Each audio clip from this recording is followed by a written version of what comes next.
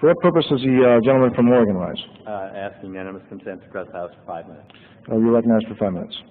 I thank the gentleman.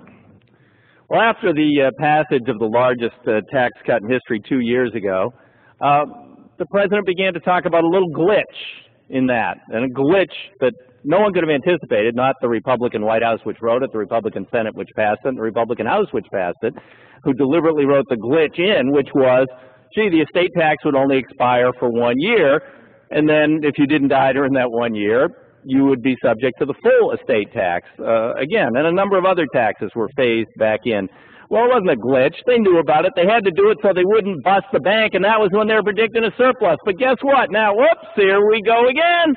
There's a little glitch in the second largest tax cut in American history, passed at the time of the largest deficit in American history 2 weeks ago in the dark of the night. Personally written and negotiated by Vice President Cheney and the Republican leadership of the House and the Senate. How could they have known that they left out half of the American people? I mean, after all, it was Ari Fleischer who said it. And of course, for people in the 10% bracket, they benefit the most. And that's the lowest income workers in America. He went on to say that certainly does deliver tax relief to the people who pay income taxes. The president surrounds himself with waitresses. But unfortunately, it's all a lie because those people are not going to get tax cuts under this bill. In fact, 51% of income tax paying Oregonians will get no cut under this bill, and about 49% of income tax paying Americans won't get any cut under this bill.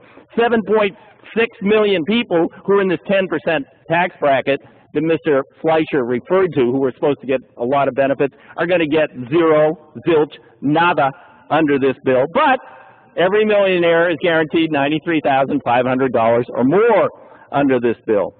And to even heap more irony on top of the injustice, the $93,500 for each millionaire will come from FICA taxes, payroll taxes, paid by wage-earning Americans. Now, wage-earning Americans pay about 7% of the first dollar they earn, and every dollar they earn up to about $88,000 on FICA tax. In fact, more than half of American workers pay more in FICA taxes to the federal government than they do income taxes. No relief for them.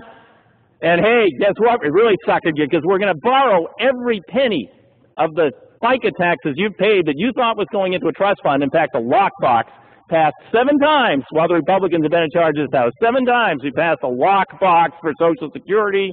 Well, we can't afford a lockbox anymore. It's busted open and robbed empty.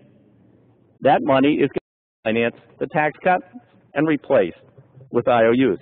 So the millionaire who gets a $93,500 benefit under this bill, well, they pay a FICA tax at the rate of 0.7%, 1/10 of the rate at which a wage-earning teacher or sales clerk pays that same tax, because they don't pay it on any income over $88,000 a year. So $912,000 of their income is exempt from FICA tax, and the poor person who works for minimum wage or for a decent wage is paying FICA tax of 7% on every penny that's earned. And then finally, they made much hay on the fact that they were going to do so much with the child care, with the child credit. Of course, it was temporary and it was going to expire in 2 years, but that's probably a glitch, and they would have discovered that later.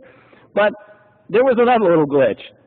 Most Americans, in fact all Americans who earn between $10,500 and $26,625 will not get the child care credit. That's an awful lot of people who have an awful lot of need, and that includes 11.9 million children. So all in all, what we have here is one of the biggest scams in history. Never before has this country, in a time of huge deficits, borrowed, and that's how this is being paid for, borrowed so much money from so many wage-earning Americans to give to so very few at the top, under the premise that somehow those really rich people might invest or spend that money in a way to give those working people jobs so they can pay more FICA taxes that can be transferred to them in next year's tax cuts, which the president has already targeted toward those who earn over $1 million a year, to help them have more to contribute at election time in what's expected to be a record expensive presidential election. The system is incredibly corrupt.